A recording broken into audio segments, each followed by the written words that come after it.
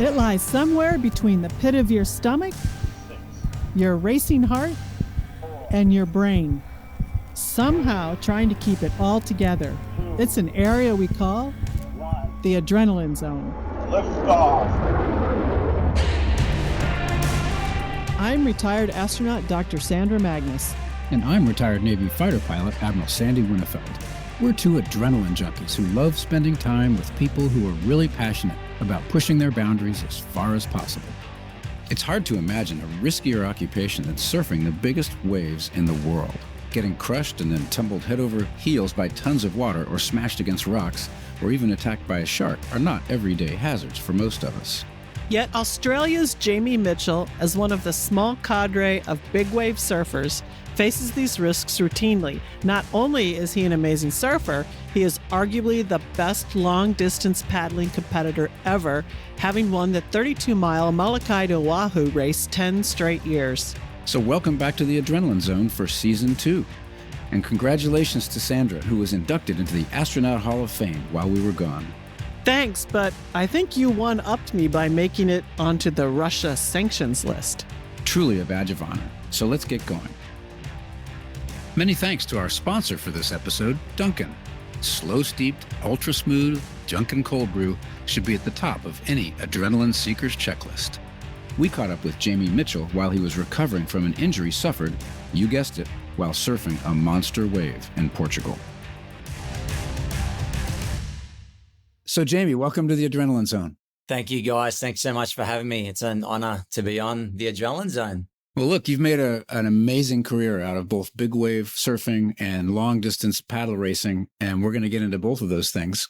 And we've wanted to talk to someone about this amazing sport and all the risks that come along with it ever since we, at the very beginning when we conceived of doing this show, because big wave surfing is about as pretty, adrenaline generating as it gets, I would think. Pretty incredible sport. So how actually did you get into surfing? And I mean, it starts as a hobby, but yet there's a whole professional circuit that you get into. What's that transition look like? And how did you get started? I just grew up around the ocean. So I grew up in a small little surf town in a place called Coffs Harbour, which is on the east coast of Australia in New South Wales. And my dad was a surfer and we lived super close to the beach. So, I mean, I was just a little beach kid, we had a creek, like a really nice, beautiful creek, 2 minutes from my house. And so between fishing and swimming in the creek and surfing and then, being in the what they call the Nippers program in Australia, it's like the junior lifeguard program that they have in the States. I was in that at 5 years old. So my path was sort of set from a young age of being in the oceans. But as for surfing, surfing was purely a hobby for me growing up. I really had no aspirations of being a professional surfer, but I had aspirations of being a professional Ironman, which is a run, surf, paddle, swim, surf ski, like a triathlon in the ocean.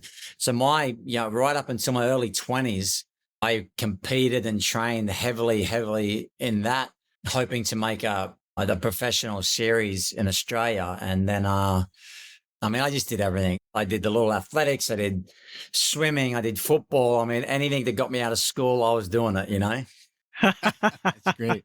How old were you when you sort of realized that you had a little bit of talent in terms of pure surfing and started to get interested in big waves? Yes, the surfing thing came later because I surfed, but I was just a once a couple of months type of guy surfing, but I was always down the ocean paddling, swimming and catching waves on these big other surf crafts. But I did this Molokai to Oahu paddleboard race. So that's where the big transition started. So I won my first Molokai to Oahu paddleboard race in 2002.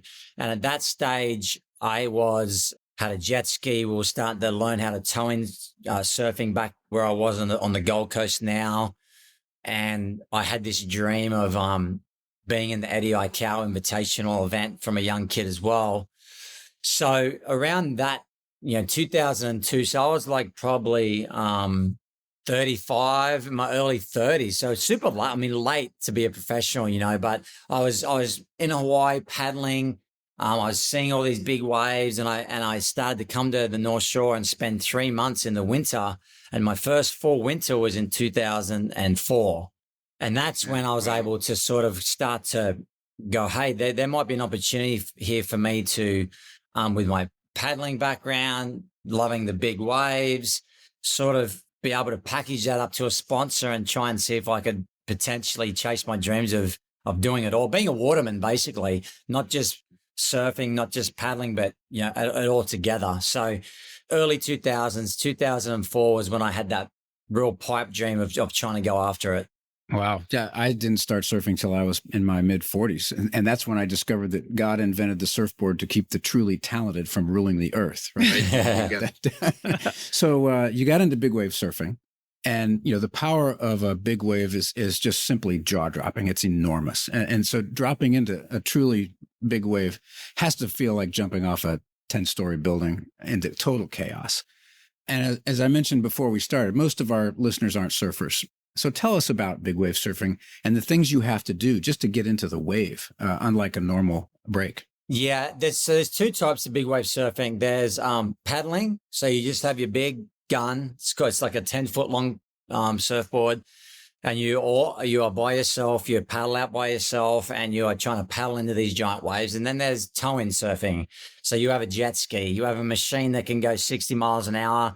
You have a tow rope, it pulls you up, and it will get you into the position of the wave. So it's much easier to tow in surf because you don't need to position yourself and, you know, be in harm's way, really. You know, you can be way out the back seat coming from a mile out, find that swell and be let go and be cruising into the wave. Like, realistically, if you had the courage to do it, I could get you up on the surfboard and you could let go into a wave that was 60 feet tall. But, wow. but the next thing would be is to survive it if you fell off, you know. So on the way down. Yeah, you look, big wave surfing, and I've said it before, it's like running and jumping off a 6-story building, trying to hold your breath, and then having a crocodile like death roll you under the water while you're trying to get to the surface. You know what I mean? Like, it's like a car crash underwater.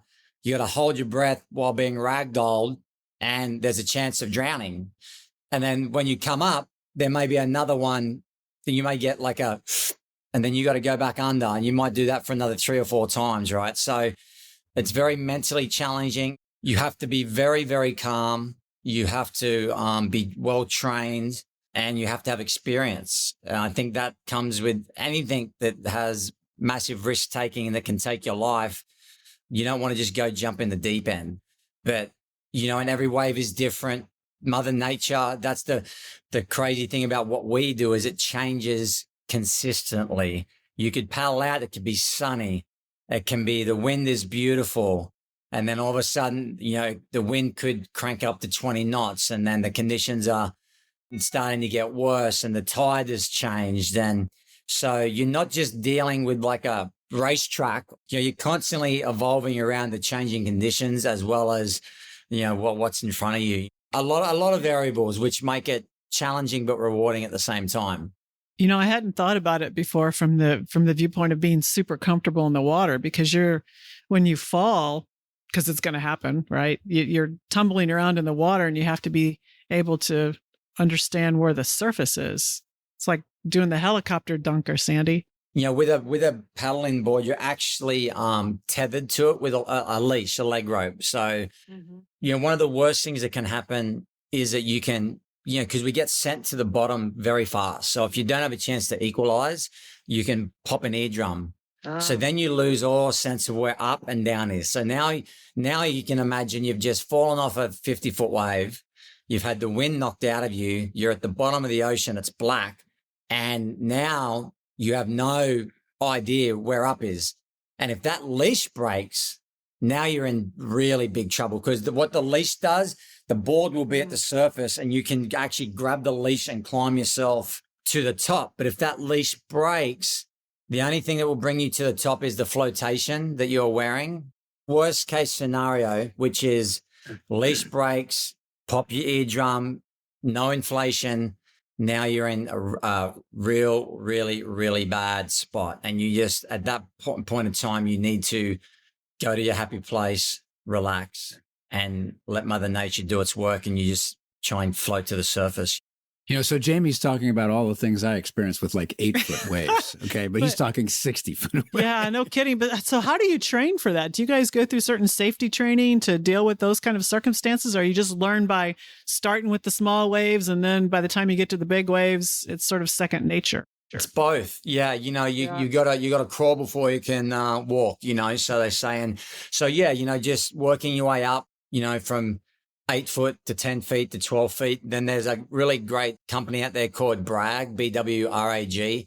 It's a big wave rescue assessment group, and they do courses all around the world that you can go, learn CPR, you learn breathing techniques, and they go through a whole bunch of stuff. So there's some really cool training now, underwater training that you see people doing with weights, holding your breath underwater while doing exercises underwater and stuff like that. XPT Life, a guy like Laird Hamilton developed that. So there's a lot of different things, like for me, like I'm constantly training. I'm always trying to be in shape because, I could get called to go and surf a 60-foot wave in tomorrow.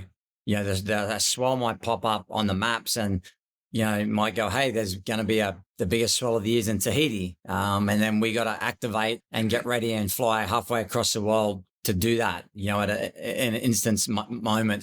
So there's sort of a collective network, I suppose, where people are watching the weather, they're watching the combination of waves. And at some point you get a email alert or something that says, hey, Nazari's looking like it's going to break here in the next day or so, and you've got a bag packed and you just go.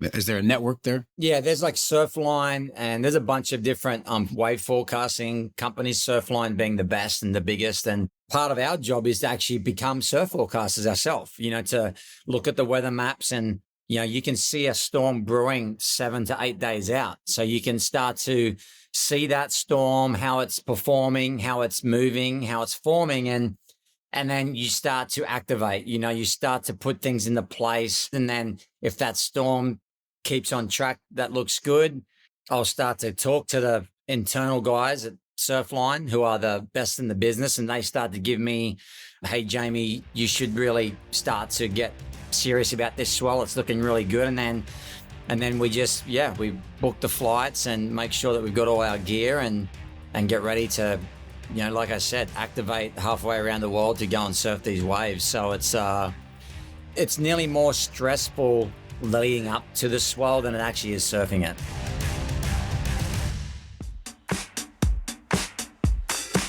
Dunkin is made for everyone with the determination, the drive, and the guts to do something new or who wants to push their boundaries. It's the fuel for every mission, challenging pursuit, or adventure. Whether you're embarking on a new journey or whether you're wrapping up your adventure, there'll be a Dunkin waiting for you. And if it's speed you're after, order ahead and it'll be ready when you get there. It's simple. In, out, and on your way. So how do you decide when a swell is too dangerous to surf, or is that not a thing? I love it. I love it. It really comes down to the conditions. So, I don't think any big wave surfer would say there's anything too big, but it can be big and stormy. If it's blowing 50 miles an hour and it's a hurricane, like obviously you're not going to go out. So everything has to come together, the wind has to be light, coming from the right direction. So basically, if the swell is there and it's the right direction for that right spot, but it really comes down to the wind. If the wind is blowing the wrong direction, it's just a no-go. Unfortunately, that happens a lot. The wind and the weather dictate how we do that, and Mother Nature seems to have its own mind sometimes. I just posted on my Instagram a couple of stories ago, was my first daughter had just been born in August of 2015. And, you get all these people saying, is that going to change? Are you going to not take any more risks now because you have a family? And I'm like, well, I wasn't thinking about it until you asked me this stupid question. You know what I mean? So the way that my mind works, so I had to go and prove to myself, right? So I actively was looking for a storm because I didn't want to wait. This was in the middle of summer in Hawaii, no waves in summer in Hawaii. So in my mind now, I'm going to be thinking about this question for the next 6 months until the next big swell comes. And I didn't want to be stewing on that and then go and surf a swell. So there was a swell going to Australia, where I'm originally from. and I made the call to go over, and it was a 50-50 call. It was just the weather didn't look great. It was just, looking back at it now, it was a really bad call, but I was gung-ho on going over and seeing if I did want to still put myself at risk with a newborn.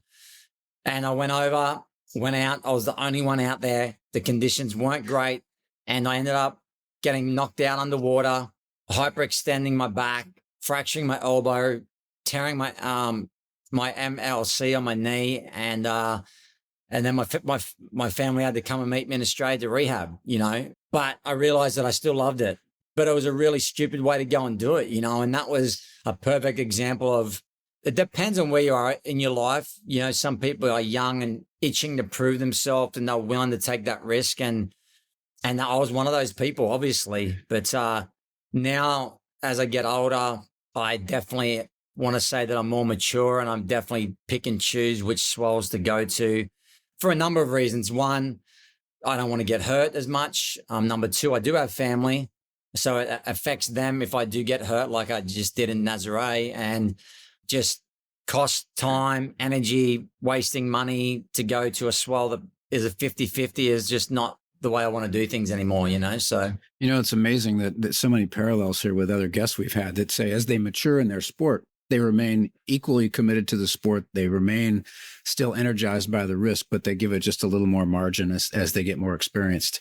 It sounds very similar to the story that you're telling. So do you have a favorite break, Jamie? I mean, there are places all around the world. There's Peahi in Hawaii. There's Nazare in Portugal. There's Mavericks in California, and who knows where else. But do you have a personal favorite? I mean, I'd have to say I have a really affinity with Mavericks. I hate the cold water, but I love that little town. I love everything about it. I love the wave. And Jaws, the two biggest, most perfect waves one's Jaws in Maui, Peahi.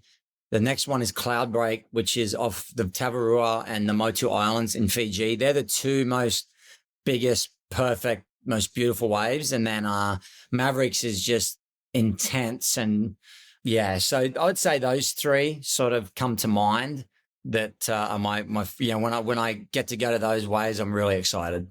Does this turn more or less into a circuit because the way the weather patterns move around the globe, you guys kind of know where you're going to end up at any given time, and then everybody just goes?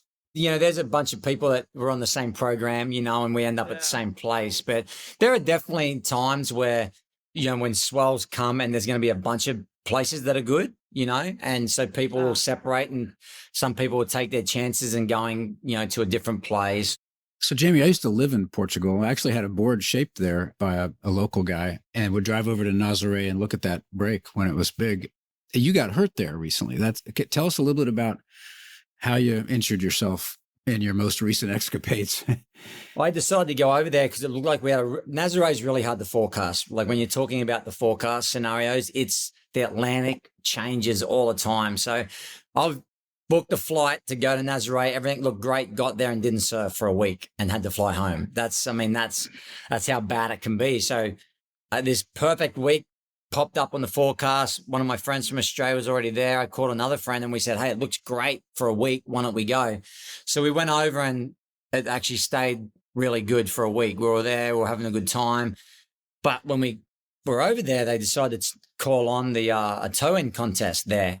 So what that means is if you're not in the contest, you don't get to surf because they shut the beach down. So I put my hand up while I was there. I'm like, hey, if there's a spot, I'd really love to get in. So luckily enough, I got a spot. So I was in the contest. We're in the last heat of the day. Our team was in second place, and I was in second place overall. And I was looking I needed to get a score, and that competitive juices and that flow. And I took off on a wave with 2 minutes to go that I tried to pull into the barrel to get the score. And it was a judgment error, but I was just, in that fight or flight type of mindset. And the wave just landed right on me, squashed me, and ended up breaking my back. I fractured my L3, sort of got like a concussion underwater.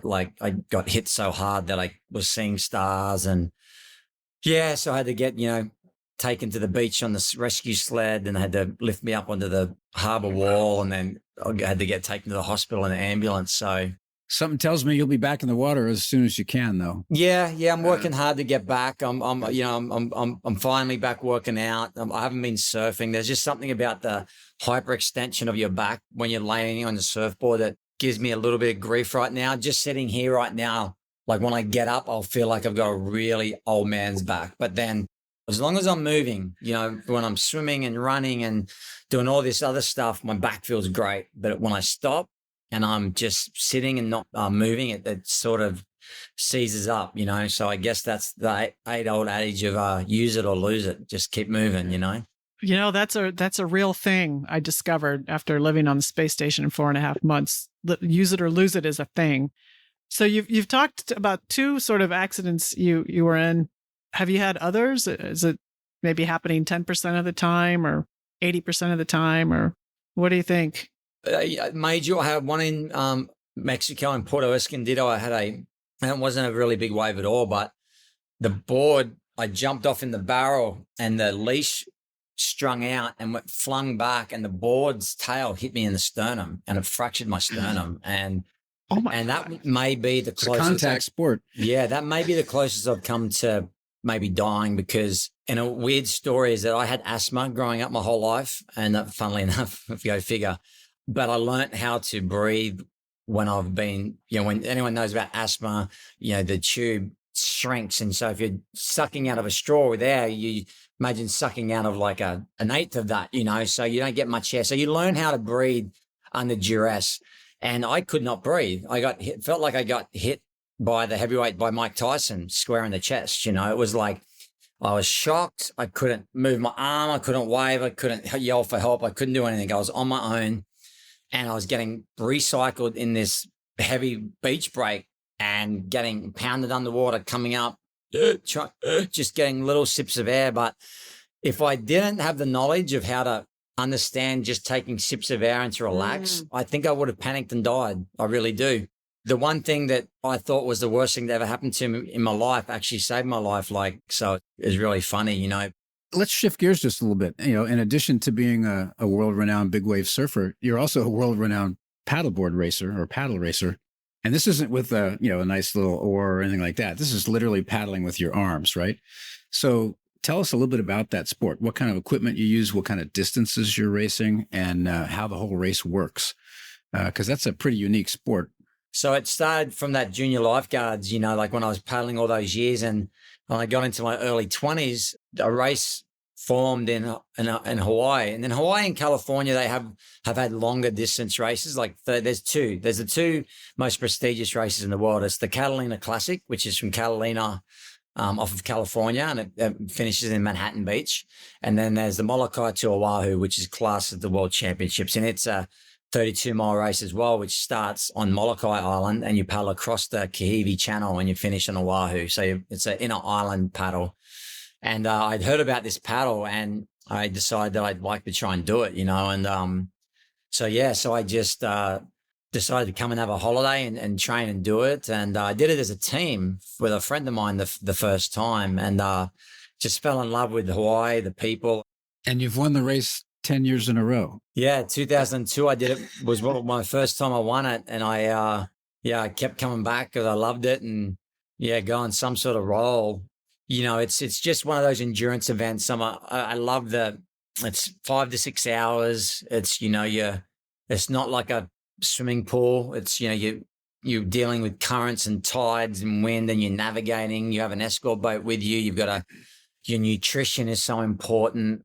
So it's just this really intense mental endurance race, and I thrive in those situations. I think I was born to be in those situations, and I loved it, and once I started winning, I got addicted to it, and I just wanted to, get to 2, and then I wanted to get 3, and no one had won 3, and I'm like, okay, let's get to 4, and all of a sudden you're at 6, 7, 8, and you're like, well, maybe I'll try and get 10, so it was, it's a it's a rite of passage for watermen and waterwomen that live in Hawaii and that live that lifestyle. It's a real special place.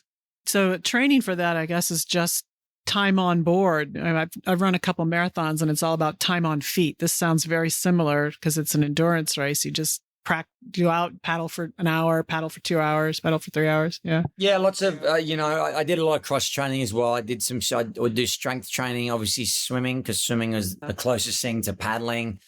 The biggest part of Molokai to Oahu is just surfing, right? So you're actually catching the swells. So the trade winds blow in that direction. And so you're actually, you could go paddle in, say, a lake, which is like sort of like California or Catalina. It's more like the guy that's the fittest sort of will win, because it's sort of monotonous, right? It's like going around Newport Harbour or something, or going in, Lake Havasu or whatever it is. But over here, you're surfing. It's reading the ocean. It's reading the ocean bumps, and it's a technique, and it's a skill, and it's a talent to be able to ride these swells and oceans and navigate across. And that's what I love to do. That was my bread and butter. So yeah, doing a lot of that downwind paddling, practicing. Our boards were 18 feet long. They had a rudder system on the back where you would kick a tiller bar, and the fin would move so you could steer.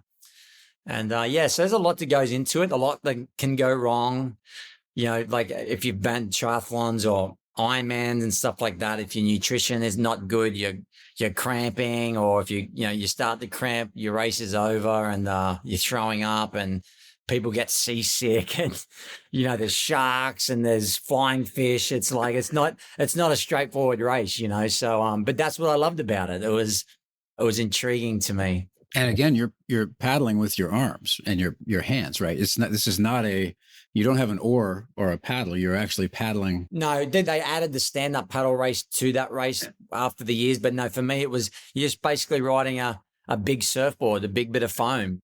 It's interesting that it's half mental and half physical out in Hawaii. And like the ancient islanders, you're reading tides, currents, and that if you don't do that well, that's your competitive edge, right? Because most of the guys are in pretty good shape.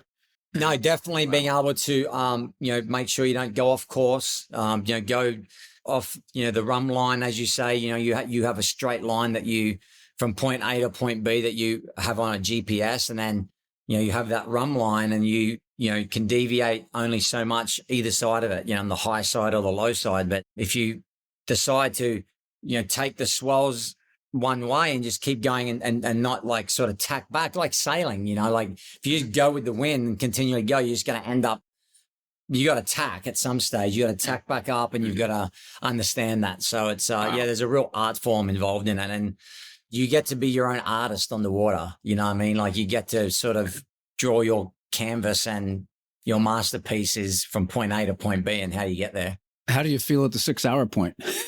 Yeah, it's like a grand piano's dropping on your back, and last thing you want to do is swallow more salt water and be in the sun. It's like you just want to be on dry land. That's for sure.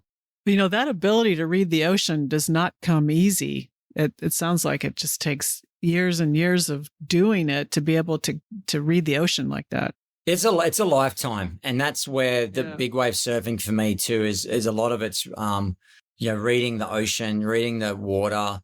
And I've been doing that since I can remember, since I was 5 years old, and I'm now 45. So for 40 years, I've entrenched myself into the ocean, and still learning today. And it's a never ending learning process, and, the saying is you never turn your back on the ocean. The day you do that is the day that you're going to get, slammed and hurt, and it's disrespecting, so it's, there's a lot that goes into being very, very comfortable in the situations that I put myself into. That's for sure. I'm very lucky. I, never had any major run-ins, thank God. But I used to have blinders on too, because I would paddle.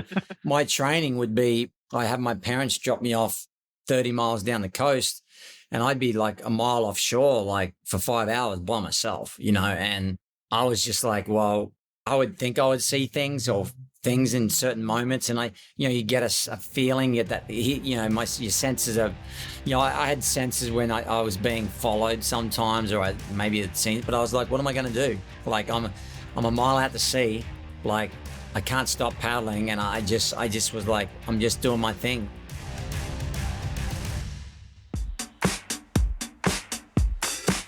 From fighter pilots to base jumpers to neurosurgeons, Or, the rest of us 9 to 5 hustlers. Everyone needs a bold morning jumpstart or a robust afternoon pick-me-up from a slow, steep Dunkin cold brew. Whether looking straight down the face of a 1,000-foot cliff or staring wide-eyed into a baffling computer spreadsheet, we all need the same thing. So whatever your pursuit, start with a Dunkin cold brew.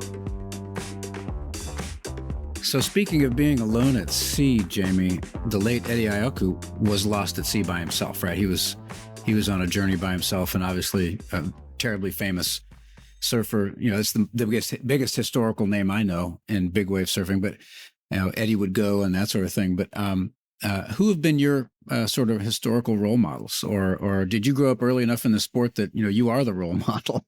How do you feel about that?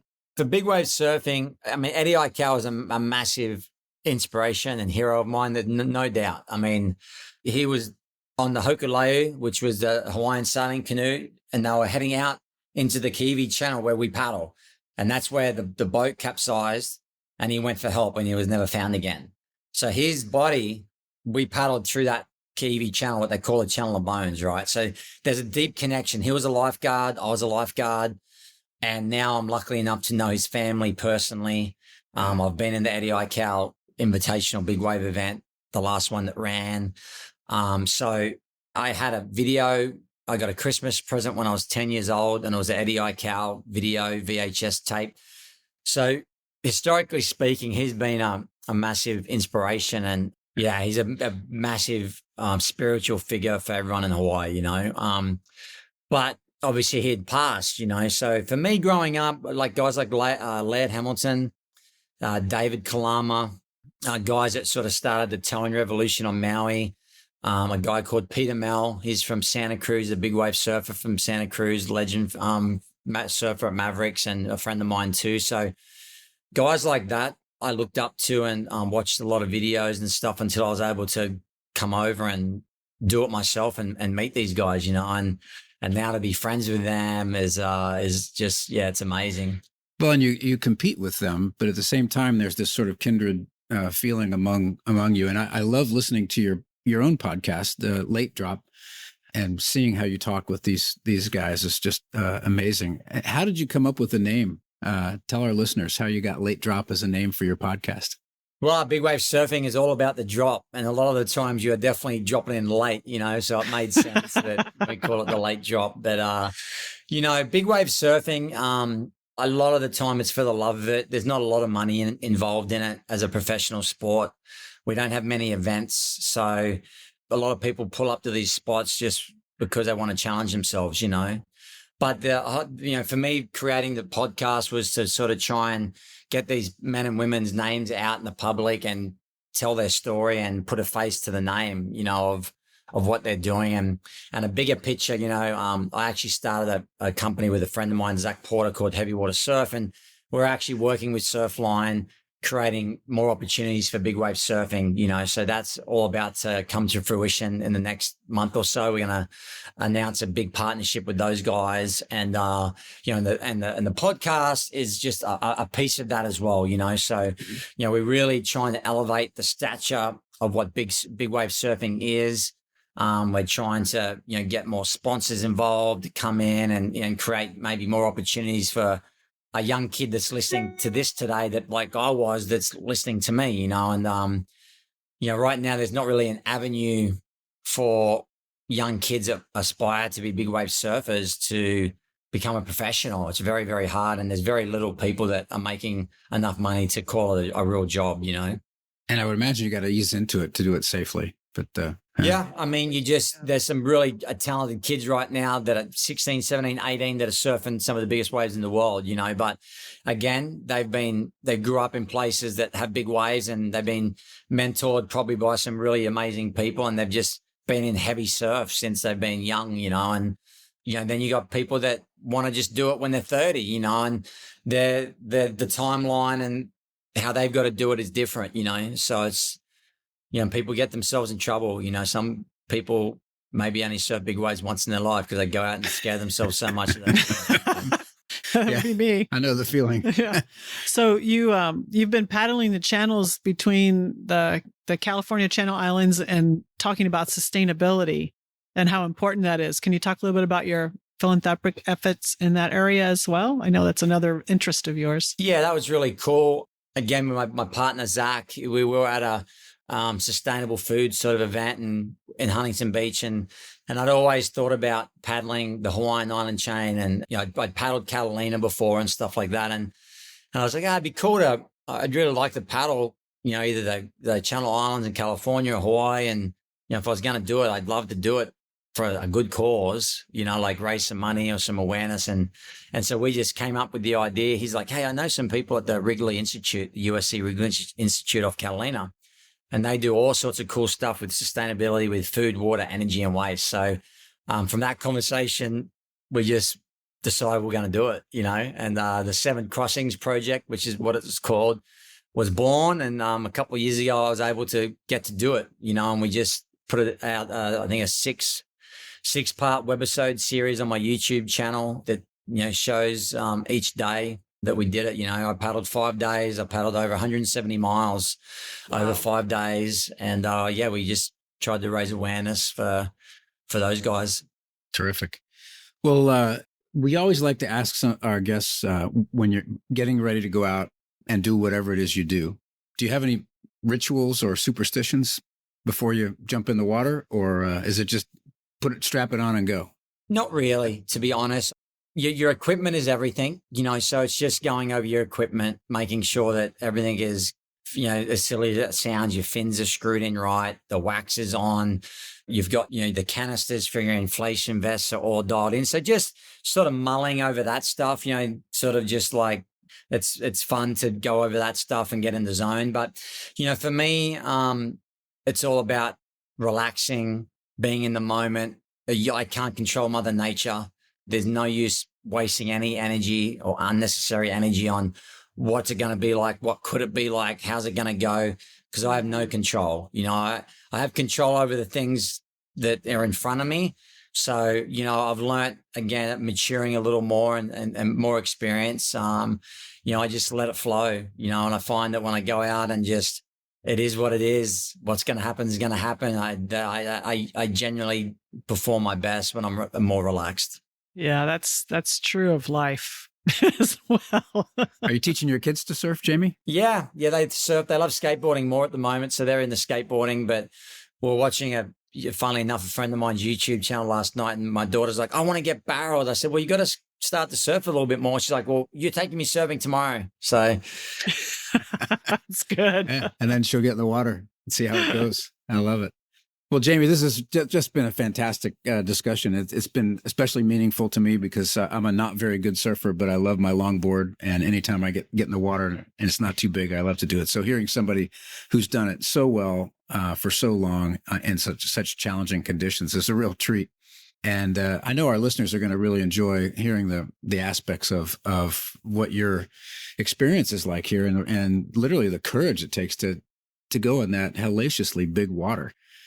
So really appreciate you spending some time with us today. And we really wish you the best of luck and getting back from your injury and getting back out there on the water. We'll be looking for it. Yeah. Thank you. And, I think it's like anything in life. I think when you put your mind to something, whether it's like you guys going to space or flying a plane, it's, you get comfortable, you don't get complacent, but you get comfortable in that space that you're in. And then I think once you're comfortable and you've got that experience, you can really excel at what that is that you put your mind to, So I'm just glad that mine was the ocean. There's something about the salt water and the ocean that is just very therapeutic. And even being 30 feet underwater in shark-infested waters, there's something about it that's still therapeutic.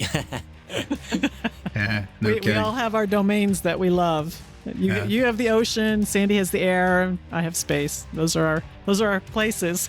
Yeah, but I think that Jamie probably took a little more risk than any of us. Either way. All right. Well, thanks again, and we'll keep in touch for sure. Thank you, guys. I appreciate it.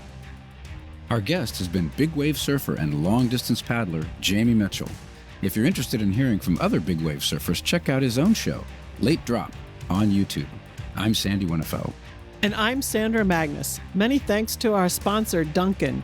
Dunkin fuels the people who take on every challenge head first. And we know the right kind of fuel they need.